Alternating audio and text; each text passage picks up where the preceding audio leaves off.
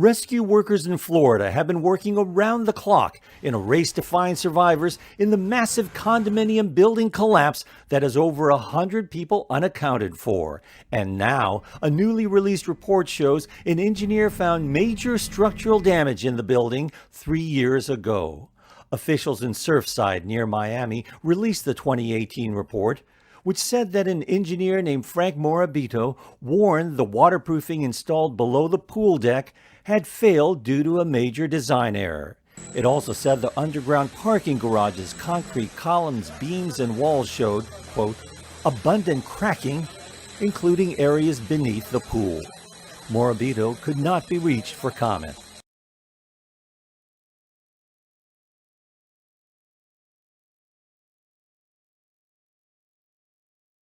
Tonight, New Mexico officials searching for answers after this hot air balloon crash in Alburquerque, killing all 5 on board, including the pilot. The country's deadliest hot air balloon accident in 5 years. This frantic sight early this morning as eyewitnesses rushed to the scene. They're on that side! Josh Perez witnessing the basket of the balloon crashing to the ground after it hit a power line. They hit the electrical pole.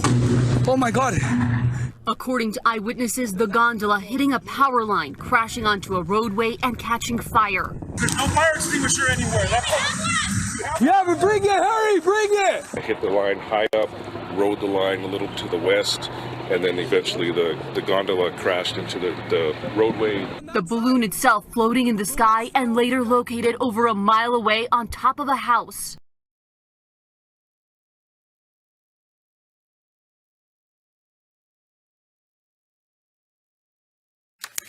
In the West Bank, hundreds of Palestinian protesters clashed with police in Ramallah over the death of a prominent critic of President Mahmoud Abbas. There's been growing unrest since Nizam Banat died in police custody on Thursday. The Palestinian Authority says it's investigating the circumstances of the activist's death. A slogan from the Arab Spring echoes across Ramallah on the West Bank. The people want the fall of the regime. The chanting continues as police move in, trying to break up the demonstration. Black-clad groups of men supporting Palestinian President Mahmoud Abbas drag off demonstrators, and they themselves become the focus of the crowd's anger about perceived government repression and autocracy.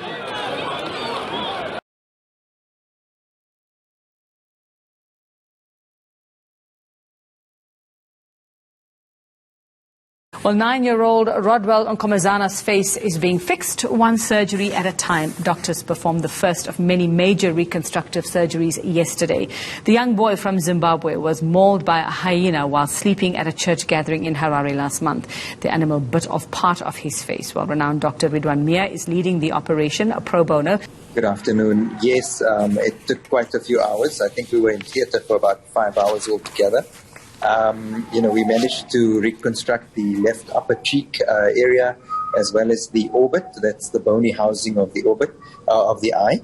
And we inserted a silicone ball into the left eye or into the left orbit, which will be a base for a prosthetic eye in time to come. So a shield that will mimic the right eye. And we also managed to stabilize a lot of the other wounds and scars on his face. So we did what's called a forehead rotation flap to close off some of the defect which he had on his forehead on the left side. And we managed to ascertain where all the vessels are and so on in anticipation of, I think, at least 2 big surgeries which are to follow.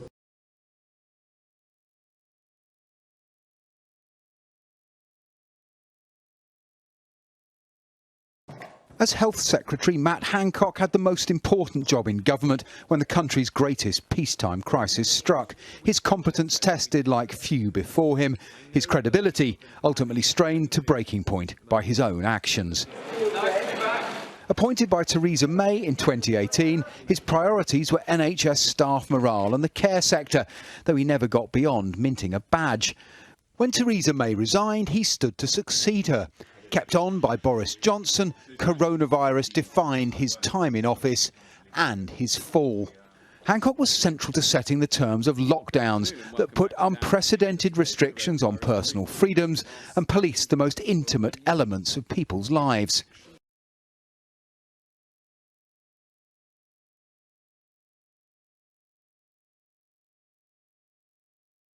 The plan for this mega mosque project was initiated in 2017 before the last general election. It's reportedly one of the largest enterprises of its kind in the world. The majority of the mosques in Bangladesh are privately owned with limited government oversight. But some analysts say the real aim of the billion-dollar mosque project could be political. Absolutely, there is a strategy for reform. Mosques were previously used for various extremist teaching as well as for radicalisation, and a plan to make Islam controversial. I am confident such a plan will be foiled through proper teaching in these mosques. The newly constructed mosque would be open to women, unlike most of the country's other 300,000 mosques, and many will have libraries and education and cultural centres.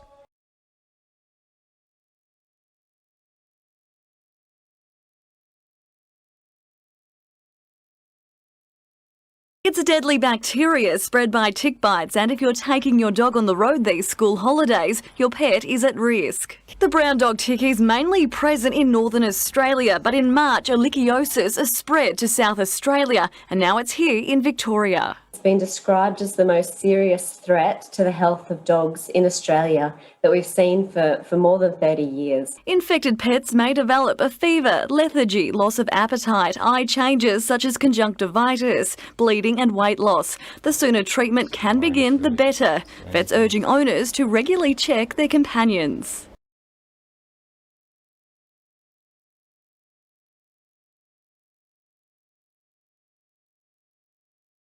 This 77-year-old woman went to the bank and found out she had $1 billion in her checking account. My balance showed I had all this money in it, and it terrified me. I thought, oh my God, I've got all this money, and it's not mine. Julia Yankowski was trying to withdraw $20 from the Chase branch in Largo, Florida, when she found the mistake in her balance.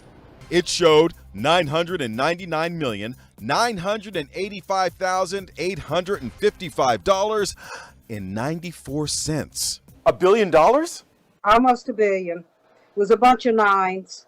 I can't count that high. I've never had that kind of money. Did you know right away it was a mistake? Oh, yes, right away. Like the good citizen she is, Julia contacted the bank.